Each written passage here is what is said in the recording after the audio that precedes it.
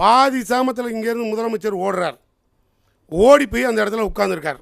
நான் வந்துட்டேன் நீ கொடுன்னு. பொறுப்பு யாருக்கு? பொறுப்பு யாருக்குங்கிறது ஒரு பெரிய பிரச்சனை ஓடுதில்ல. நான் திரும்பி கேட்குறேன், உனக்கு பிடிக்காத அரசாங்கம் யாருக்கு?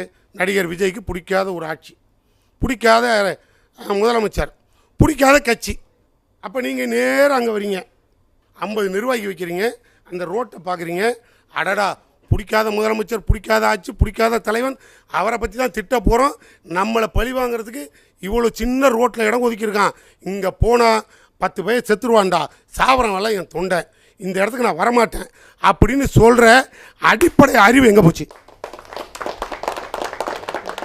இப்போ இந்த ரமேஷ் சார் சொல்லுவாரா, இவர் என்னவோ கரூர் கூட்டது புரியல. நீங்க அப்படி இடம் கொடுத்துருவீங்க, அவர் வரமாட்டேன்னு சொல்லணுமா? ஒரு நிமிஷம், நாங்கள் கொடுக்கல மேடம்.